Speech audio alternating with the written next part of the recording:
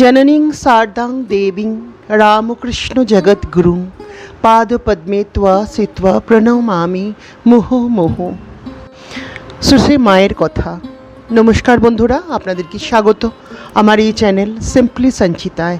যারা আমার চ্যানেলে নতুন বন্ধু, সেসব বন্ধুদের উদ্দেশ্যে বলছি, যদি আপনাদের আমার এই চ্যানেলটি ভালো লেগে থাকে তো প্লিজ লাইক, শেয়ার, সাবস্ক্রাইব করার রিকোয়েস্ট রইল। শ্রী মায়ের কথা বইখানি থেকে আমি পাঠ করছি। আজকের এপিসোডে আমি পাঠ করব শেষ সপ্তাহ, আশ্বিন 1319, পৃষ্ঠা নাম্বার 19। পুজোর ছুটিতে একদিন সকালেই মায়ের কাছে গেলুম। দেখলুম মা খুব ব্যস্ত। আমাকে বসতে বলে রাঁচি হতে কে ভক্ত এসেছেন, তাকে ডাকতে বললেন।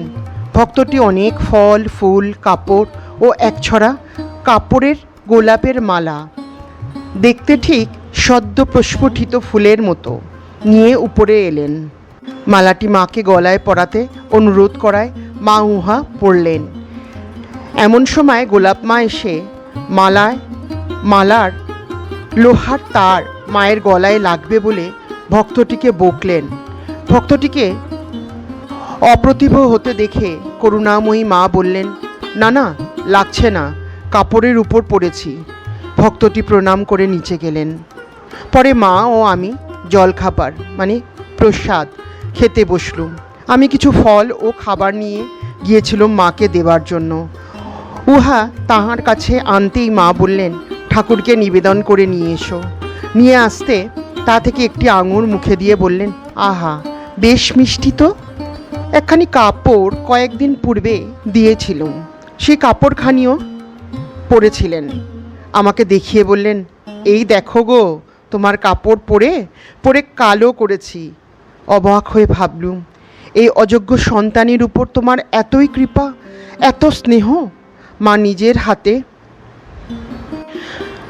তার পাত হতে প্রসাদ তুলে তুলে আমাকে দিতে লাগলেন। আমি হাত পেতে পেতে নিচ্ছি। এমন সময় হঠাৎ একবার তার হাতে আমার হাত ঠেকে গেল। আমি বললুম, মা, হাত ধুয়ে ফেলুন। মা হাতে একটু জল দিয়ে বললেন, এই হয়েছে। এই সময় নলিনী দিদি এসে বসলেন। ইতপূর্বে কি কারণে যেন তিনি রাগ করেছিলেন। মা তাকে তিরস্কার করে বললেন, মেয়ে মানুষের অত রাগ ভালো কি? ভালো, সহ্য চাই।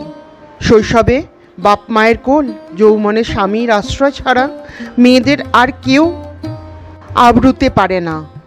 মেয়ে লোক বড় খারাপ জাত। ফস করে একটা কথা যদি কেউ বলেই ফেললে গো, মানুষের তো কথা বললেই হলো, তাই দুঃখ কষ্ট সয়েও স্বামী বা বাপের মায়ের কাছে থাকতে হয়। একটু পরে রাধু এসে হাঁটুর কাপড় তুলে বসেছে। আবার মা তাকে ভৎসনা করতে লাগলেন, ও কি গো, মেয়ে লোকের হাঁটুর কাপড় উঠবে কেন? এই বলে কি একটা শ্লোক বললেন। তার মানে হাঁটুর কাপড় উঠলেই মেয়ে লোক উলঙ্গের স্বামী। চন্দ্রবাবুর ভগ্নী এসেছেন। কথায় কথায় তিনি আমাকে জিজ্ঞাসা করলেন, মার গোসাই আছেন? এসব বুঝি ছেলে মেয়ে বউ? আমি বললাম, কেন, ঠাকুরের কথা শোনেননি? তার শিক্ষাই ছিল কামিনী কাঞ্চন ত্যাগ। তিনি অপ্রস্তুত হয়ে বললেন, আমি মনে করেছি এরা সব ছেলে বউ হবে। দুর্গা পুজো আসছে। মাতাই জামাইদের কাপড় ভাগ ভাগ করে রাখছিলেন এবং আমাকে পৃথক করে বেঁধে রাখতে বললেন। আর একখানি কাপড় আমার হাতে দিয়ে বললেন, এখানা কুঁচিয়ে রাখতো মা, গণেশ পুজোর সময় পরে মঠে যাব। মধ্যাহ্নের ভোগ ও প্রসাদ হয়ে গেল। আহারান্তে মা বিশ্রাম করছেন। আমি নিকটে বসে বাতাস করছিলুম। মা তাতে বললেন, ওইখান হতে একটা বালিশ নিয়ে আমার এইখানে শোও, আর বাতাস লাগবে না। মায়ের বালিশে কি করে শোবো মনে করে? রাধুর ঘর হতে একটা বালিশ নিয়ে আসতেই মা হেসে বললেন, ওটা পাগলের মানে রাধুর মার বালিশ গো, তুমি এই বালিশটাই আনো না, তাতে দোষ নেই। রাধুকে ডেকে বললেন, রাধুও আয়, তো দিদির পাশে শো।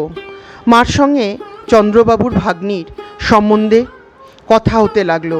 মা বললেন, তা তুমি বলতেই পারতে, হ্যাঁ, এই তো তার স্বামী ঘরে বসে আছেন, আর তোমরা সব ছেলে মেয়ে। আমি বললাম, সে তো জগৎ ব্রহ্মাণ্ডে কত ছেলে মেয়ে আছে মা। মা হাসতে লাগলেন। কথায় কথায় আবার বললেন, কত লোকে কত ভাবে আসে মা। কেউ হয়তো একটা শশা এনে ঠাকুরকে দিয়ে কত কামনা করে বলে, ঠাকুর তোমাকে এই দিলুম, তুমি এই করো, এই এমনি কত কামনা। মা একটু পাশ ফিরে শুলেন। আমারও একটু তন্দ্রার মতো এসেছিল। জেগে দেখি মা পাখা নাড়ছেন। একটু পরেই মা উঠলেন। দেখলুম পাশের ঘরে কয়েকটি স্ত্রীলোক বসে আছেন, তন্মধ্যে দু একজন গৈরিক ধারিণী। তারা মাকে প্রণাম করলেন। ওই সঙ্গে একটি ছোট্ট ছেলেও এসেছিল। সে প্রণাম করতেই মা প্রতি নমস্কার করলেন। তারা মিষ্টি এনেছিলেন। মা আমাকে তুলে রাখতে বললেন এবং হাত মুখ ধুতে গেলেন। পরিচয় জানলুম তারা কালীঘাটের শিবনারায়ণ পরমহংসের শিষ্যা। সম্প্রতি তাদের গুরুর ওখানে অহরাত্রব্যাপী এক যজ্ঞ হচ্ছে ইত্যাদি। একটু পরেই শ্রী শ্রী মা এসে বসলেন। গৈরিক ধারিণীদের মধ্যে একজন মাকে বললেন, আপনাকে একটি কথা জিজ্ঞাসা করতে চাই। মা বললেন, বলো। গৈরিক ধারিণী বলতে লাগলেন, মূর্তি পুজোয় কিছু সত্য আছে কি না? আমাদের গুরু বলেন মূর্তি পূজা কিছু নয়, সূর্যের ও অগ্নির উপাসনা করো। মা বললেন, তোমার গুরু যখন বলেছেন তখন ও কথা আমায় জিজ্ঞাসা না করাই ঠিক। গুরু বাক্যে বিশ্বাস রাখতে হয়। তিনি বললেন, তা হবে না, আপনার মত বলতেই হবে। মা নিজ মত বলতে পুনরায় অসম্মতি প্রকাশ করলেন, কিন্তু গৈরিক ধারিণী একেবারে নাছোড়বান্দা। তখন মা বললেন, তিনি মানে তোমার গুরু যদি সর্বজ্ঞ হতেন, এই দেখো তোমার জিদের ফল। কথায় কথা বেরোলো, তাহলে ওই কথা বলতেন না? সেই আদিকাল হতে কত লোকে মূর্তি উপাসনা করে মুক্তি পেয়ে আসছে, সেটা কিছু নয়? আমাদের ঠাকুরের ওরূপ সংকীর্ণ ভেদ বুদ্ধি ছিল না। ব্রহ্ম সকল বস্তুতেই আছেন।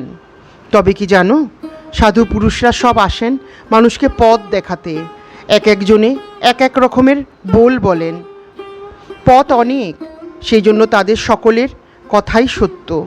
যেমন একটা গাছে সাদা, কালো, লাল নানা রকমের পাখি এসে বসে, হরেক রকমের বলছে। শুনতে ভিন্ন ভিন্ন হলেও সকলগুলিকে আমরা পাখির বলি। একটাই পাখির বোল, আর অন্যগুলির পাখির বোল নয় এরূপ বলি না। তারা কিছুক্ষণ তর্ক করে শেষে নিরস্ত হলেন। তারপর তারা শ্রী শ্রী মাকে জিজ্ঞাসা করলেন, আপনার বাড়ি কোথায়? মা বললেন, কামারপুকুর, হুগলি জেলায়। এখানকার ঠিকানা কি বলুন, আমরা মাঝে মাঝে আসব। মা ঠিকানা লিখে দিতে বললেন। তারা যে মিষ্টি এনেছিলেন ইতিপূর্বেই শ্রী শ্রী মাতা হতে ছেলেটিকে দিতে বলেছিলেন এবং আমি তখনই দিয়েছিলাম। একটু পরে তারা বিদায় নিলেন। তারা গেলে শ্রী শ্রী মা বললেন, মেয়ে লোকের আবার তর্ক, জ্ঞানী পুরুষরাই তর্ক করে তাকে বড় পেলে ব্রহ্ম কি তর্কের বস্তু?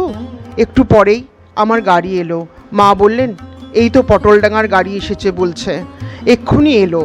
ওই কথা বলেই তিনি তাড়াতাড়ি ঠাকুরের বৈকালি ভোগ দিলেন এবং কিছু প্রসাদী জলের গ্লাসটি এবং দুটি পান নিয়ে বারান্দায় আড়ালে গিয়ে ডাকলেন, এসো। তার স্নেহ যত্নে আমার চোখে জল এলো। ভাবতে লাগলুম আবার কতদিনে মার সঙ্গে দেখা হবে, কারণ পূজার পরেই মা কাশী চলে যাবেন। মা সস্নেহে বললেন, আবার আসবে। এমন সময় বাহির হতে চন্দ্রবাবু এসে একটু বিরক্তির সহিত বলিলেন, বাইরে গাড়ি দাঁড়িয়ে আছে, গাড়োয়ান দিক করছে। আমি এই সকলকে বলে রাখলাম, গাড়ি আসলে কেউ যেন তিলহাদ্য দেরি না করে।